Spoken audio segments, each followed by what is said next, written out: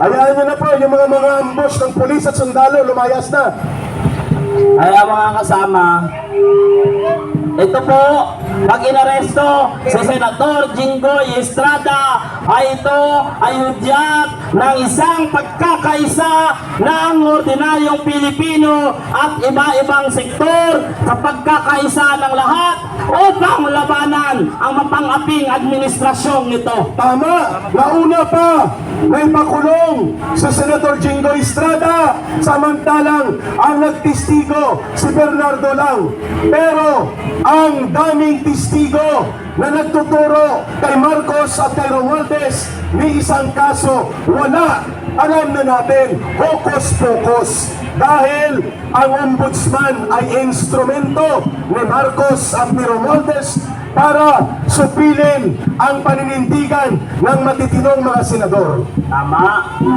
Kaya tayo, partner, ay tuloy ang pakikipaglaban dito sa harapan ng Senado upang protektahan ang ating 13 magigiting na senador. Dahil dito sa 13 magigiting na senador, dito natin makakamit ang tunay na hustisya tungkol sa flood control issue. Ayun, partner, sa pagsisimula, tawagin muna natin sa pakikipagkaisa ang retired general mula sa uniform sector.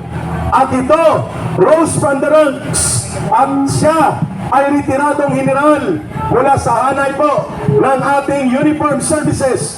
Walang iba kung hindi si General Warlito Pascual Salonga Daos. Ayan, pakinggan po natin. Retired Colonel Contapay, please prepare also. Okay. Magandang hapon po, mga kapwa ko Pilipino. Nandito na naman po kami para sumuporta sa ating hadikain. Pangalagaan natin ang dignidad ng Senado ngayon. Napipinto po ang pag-aresto sa bawat miyembro ng majority group. Ginagawa po nila lahat ng paraan para iwasan yung pagbubukas ng maleta. Dahil iniiwasan nilang ma-organize yung Blue Ribbon Committee. Pag nabuksan po ang Blue Ribbon ang pag-iistiga at iyayat ang katotohanan na lahat ng magnanakaw hanggang sa pinakapinuno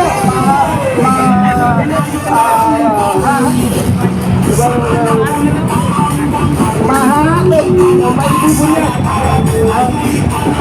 Ito na po ang magiging hudya ng pagsabago ng ating bansa. Dahil tinatawagan ko po ang lahat ng Pilipino. Pag napatunayan po natin na totoo ang lahat ng ebidensya patungo sa lahat ng mga magnanakaw hanggang sa master, pinaka-master nila, ay kakalat ka rin po natin sila sa kanilang mga upuan, sa mga aircon, ang kongresyo, ang mga congressman na sundot sa pagnanakaw ng ating bayan. Yung mga senador din, wala tayong pipiliin po. Basta may kasalanan, gawin Supreme Court, kakalat ka rin. Kaya, ito'y nagsusumamon din sa kapwa ko Pilipino, sa kapwa ko retirado ng servisyo. Ang Pilipino ay dinideklara ang punong salaring kriminal na may pananagutan sa kaguluhan at pagkalumpok ng ating bayan. Walang iba kundi si Bongbong Marcos Jr. at ang kanyang kasabwat na si Martin Romualdez. Doon dapat nakatumbok ang paniningil ng mamamayan, hindi ang pagliligaw at panlilito sa katotohanan. Wala ang mga flood control na ito, ang manupang panunumbalit na pangungurakot. Lahat ng ito ay walang dahilan. Kung wala si Marcos, sila ang dahilan kung bakit nagkaroon tayo ng ganitong uri ng lipunang manunugpok sa ating kababayan ng kahirapan ngayon.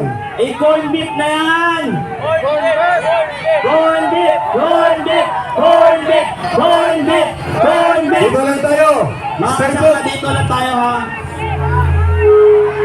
Mga kinakalawang ng mga pananaw at isinuka na. Yan ang ating dapat itakwil. Dito lang tayo sa ating hanay.